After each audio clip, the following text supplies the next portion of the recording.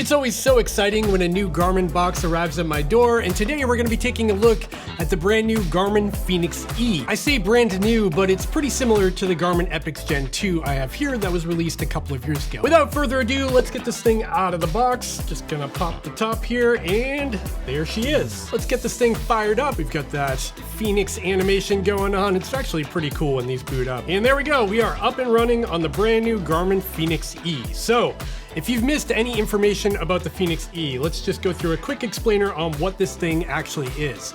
The Garmin Fenix E, the E in there stands for Essential. It's essentially the base model or essential option in the Fenix lineup. And that's why there's no number associated with this watch. It's just the Fenix E. It's not the Fenix E8 or anything like that. And for comparison's sake, as you can see here, I've got the Epix Gen 2 all the way on the left here. This is the older model. We've got the Fenix E in the middle here. And then we've got the new Garmin Fenix 8 Sapphire AMOLED all the way on the right here. And of course, all of these watches are in the same family of watches, so they have a very similar look. They're all 47 millimeters in diameter. They all have AMOLED displays, and the display technology at large is pretty much the same as the older generation. But a quick rundown of what the Fenix E is. Yes, it is the cheapest model in the Fenix lineup currently. This watch comes in at $799 here in the USA, which is still very expensive, but it is much more affordable compared to the Fenix 8 I have here, because this watch in its current configuration is $1,100 here in the USA, so significantly more expensive. However, even though the Fenix 8 here is more money, it also has a lot more features, and it's got, generally speaking, a lot more innovation under the hood that went into it this year. The Fenix E is literally a clone at a hardware level from the Epix Gen 2 here. The Epix Gen 2 that came out back in 2022, its spec sheet is identical to the brand new Garmin Fenix E. There is literally no difference between these two, between their displays, their case size, their technology under the hood, their CPUs. The heart rate sensors on the back are both the Generation 4 heart rate sensor and not the new Gen 5 heart rate sensor on the Fenix 8 here. And speaking of accuracy on the Garmin Fenix E, I'm not even gonna cover that in this video because this watch is the same hardware as the Epix Gen 2. So if you want to learn about accuracy in terms of GPS accuracy and heart rate accuracy, go watch my Epix Gen 2 review that I posted a couple of years ago. I'll link it up here or down below to learn all about it because it's the same watch. Aside from the hardware though, there are some differences on the Fenix E because on the Garmin Fenix E, it only comes in a Gorilla Glass model with a stainless steel bezel. So this watch cannot be configured with a sapphire lens like the Garmin Fenix 8 can. So on the outside, just looking at these two watches, they look like they belong in the same lineup. They have a very similar design aesthetic. The bezels look pretty similar, although the bezel on the Fenix 8 is a little bit thinner, and that's because the display on the front here is a little bit larger on the Fenix 8. As you can see, the Garmin Fenix 8 has a 1.4-inch touch-enabled AMOLED display. The Fenix E here has a 1.3-inch display. Again, the same as the previous Epix Gen 2. Another difference between the Fenix E and the Fenix 8 here is that the Fenix 8 does get that really handy built-in flashlight by double tapping the top left button here. The Fenix E, unfortunately, does not have that feature. There's no flashlight built into this watch, which I think is a huge bummer because this is something I use all the time, and it would have been nice to just differentiate the hardware a little bit on the Fenix E and include that flashlight, but that did not happen. Flipping the watches on their sides here, you can see that the Garmin Fenix 8 also gets the new sensor guard on the side. I don't know how necessary that is, but it is kind of a design touch and aesthetic, and supposedly it does protect the barometer that's inside these little holes on the side. Pivoting up to the buttons here, you can see that both have a very similar looking button. However, the buttons on the Garmin Fenix 8 are a little bit larger, so the diameter of the button's a little bigger. That means you can feel it a little bit better with your finger. And another important feature on the Fenix 8 is that the buttons are leak-proof because this watch has a dive certification. If you've missed my full in-depth review of the Garmin Fenix 8, I talk about the dive features. I actually put this watch in a dive tank and I tested it out just to see what it can do. And this watch is fully capable, has all the features you need to go scuba diving or apnea diving, whatever you call it. I'm not really a diver myself. Moving back over to the Garmin Fenix E here, this uses traditional buttons, again, found on the Epix Gen 2 of the previous generation. Keep in mind though that both of these watches are still waterproof. The Garmin Fenix E here still has a water resistance of 100 meters or 10 atmospheres, so you can still go swimming with it, you can still go in the pool with it. Another difference between these two is that the Garmin Fenix 8 here does have a speaker and microphone on board, so if I hold this top right button here, you'll see it launches my voice commands, and I could say something like, "What's the weather today?" It can also interact with your phone's assistant, whether that be Siri, Google Assistant, whatever. And the Garmin Fenix E here, again, does not have that feature. It does not have the speaker and microphone built in. And quickly, in terms of GPS accuracy, there is another downside to the Garmin Fenix E here. You can see in my list of satellite options when it comes to your GPS activities, I've got off, GPS only, all systems, and auto select. Now you can see this watch is missing the multi-band feature, and that is actually available on the Epix Gen 2 I have here from a couple of years ago, because this is the Sapphire model of the Epix Gen 2 that costs a little bit more money, and it gave you multi-band capabilities when it came to GPS. That feature is missing on the Fenix E here because the Fenix E is based on the less expensive Epix Gen 2. Is that a big deal? Not really, because for the most part, if you're in all systems or auto select on this watch, you're still gonna get really crispy GPS tracks and accuracy. Another difference between the Garmin Fenix E and the Garmin Fenix 8 here that I noticed is that the Fenix E does not feature the new position enhancement option. So if I drop into the advanced menu options, you can see here I'm in the data recording options. I can see frequency, log HRV, and then on the Fenix 8 on the right, I have one additional option for position enhancement. Position enhancement is a new feature that came out from Garmin on the Fenix 8 that allows the watch to identify when a GPS track is not great. So the watch will scan the GPS track and find low confidence GPS tracking points.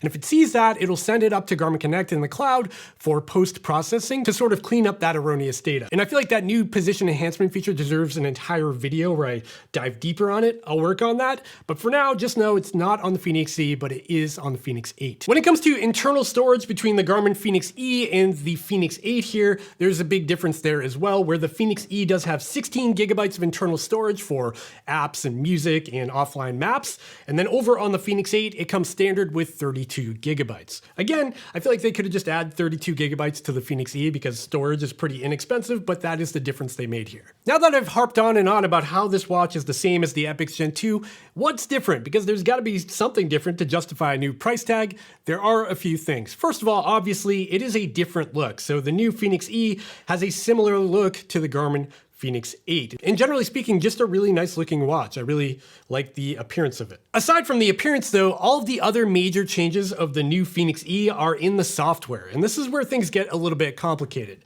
So from my understanding, this new software on the Fenix 8 and Fenix E will not be available to older devices. So this older Epix Gen 2 I have here will not get the software update that the new Fenix E and the Fenix 8 have. And to some degree, I do understand that, but I do find myself being a little bit frustrated that the hardware is identical. Like if they made any little change from maybe just adding a flashlight or something, in my mind, I think I'd feel a little bit better about it because there would be some kind of change other than just swapping out the bezel.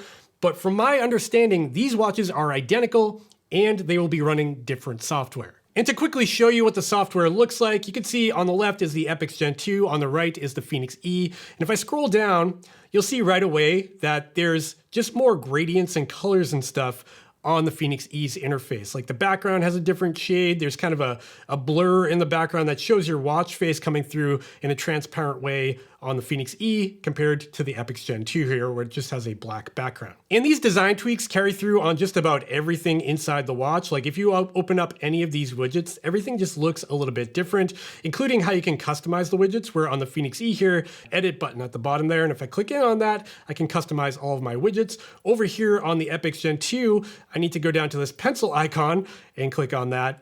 And again, I can customize them, but it's not as intuitive or cleanly laid out. And on the Fenix E, if I press the start button and drop into the app menu here, you can see a much different interface here as well. Where on the left, on the Epix Gen 2, it brings you directly to your activities. So you can start a hike, a climb, or whatever.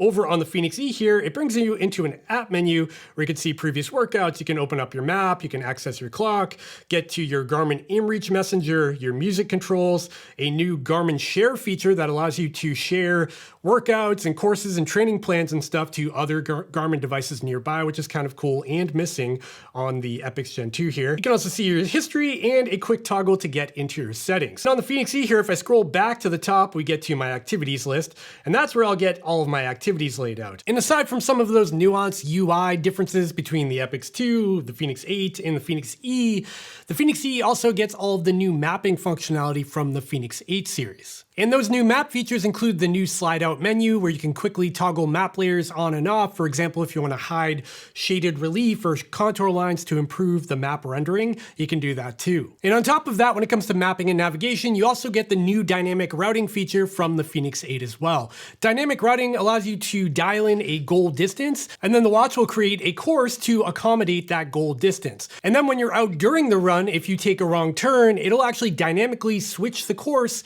to maintain that goal distance on a new course in real time, which is pretty cool. It's basically like course recalculation, similar to Google Maps on your phone, and now it's here on the Fenix E as well. So where does that leave us on the Garmin Fenix E? Well, I don't want to talk a lot of smack about this watch because I do actually like this watch. I like the way it looks, I like the hardware, the feel, the software updates, and all of that. And it's got a ton of capabilities from super advanced mapping and navigation to great wellness features like body battery. That's no different here as compared to the Fenix 8 or any other Garmin watch. And because of that, at $800, it's still a pretty good buy in comparison to other $800 watches out there. With that being said, I just took a look on Amazon. As you can see here, I looked up the Epix Gen 2, which is still available for purchase right now. And if I scroll down, you can see the prices here. At the end of the day, what do you get for that extra money spent on the Garmin Fenix E? There are a few things. So you do get the software update. That is a big deal. It's a totally different software. It looks more modern. It feels more modern. The menus are better laid out. The mapping menu's better. It's better all around. You don't get that on the Epix Gen 2. You also get a Fenix watch instead of an Epix watch. If that's something that bothered you in the past, you wanted a Fenix with an AMOLED, you can now get that with the Fenix E as well. That's just branding, but that's up to you. And finally, and probably the biggest deal between the Epix Gen 2 and the new Fenix E is going to be future proofing. If you go with the Fenix E, you spend the extra money on this watch, not only do you get the new software now, but you also get any additional new features that roll out down the road. They're probably going to support this watch for the next couple of years when it comes to software updates and new features, and that happens pretty frequently. It could be something like a new health metric, a new map layer, or something that could pop up on the Fenix E that likely will not be available on the Garmin Epix Gen 2. With that being said, Garmin has a really good track record of keeping their watches working with Garmin Connect and on their network and platform, so you don't really have to worry about the Epix Gen 2 being outdated or obsoleted. For example, I have a really old Garmin Fenix 1 here that still works with Garmin Connect, and this watch came out in 2012. At the end of the day, I'm a little bit perplexed about the Garmin Fenix E. On one hand, I really do like this watch. Like, if this was just isolated in a silo, this was the only watch that came out in the past 5 years, I think we'd all be mind blown by its capabilities, its mapping features, its software. It's an amazing watch, and at $800, it's still super competitive compared to other $800 smartwatches out there. But the Fenix E does not exist alone, and the fact that the Epix Gen 2 here does exist makes this decision a lot more complicated. One watch is heavily discounted right now, and you can get it for a pretty amazing bargain, while one is brand new, even though it's the same watch repackaged for $800. And at the end of the day, that's going to boil down to your decision, how much money you have in the bank, and whether or not you want this new software and how bad you want it. I'm obviously pretty spoiled and I have a lot of these watches to play with, but I have been trying to put my mind in the position of somebody shopping for a watch like this. And that's where I think if you're going to spend $800 on the Garmin Fenix E, it is kind of worth it just to cough up the extra $200 and get into the Fenix 8, where there are significant hardware and software differences. I know $200 is still a lot of money, but you're already spending $800. What's another $200? Of course, that's probably what Garmin wants you to think. And on the other hand, if you don't have $800 to spend, and that's a stretch, you do have the option of shopping for an Epix Gen 2, where you could pay somewhere between half the price to even less if you go into the used market, and that's a really good bargain and hard to ignore. But for $800, if we're just looking at like retail models right now, current day standards, the Fenix E is still a good option if you don't mind paying a premium for the new software. But that's just my take on it, and I'm just some guy on YouTube, and now's the point where I want to hear from you in the comments down below. What do you think of the new Garmin Fenix E? Is it something you're interested in? Is the price right? Are the features to price ratio there? Or are you just gonna go and get an Epix Gen 2? Let me know in the comments down below. I would love to hear from you. And after you're done commenting, make sure to drop down below and give me the old thumbs up and subscribe to the channel so you don't miss more videos in the future like this. And then after you're done doing that, check out the links in the description down below where you can head over to my friends at playbetter.com and order up your very own Garmin Fenix 8 or Fenix E. They have free 2-day shipping and a really solid return policy if you end up wanting to send it it back. But don't do that because these are good watches. And that's really it. That's the end of this video. I hope you enjoyed it. Stick around for more follow-up content. That's another thing you should comment down below. What comparisons do you want to see? Okay, I gotta go now. I'll see you next time. Bye.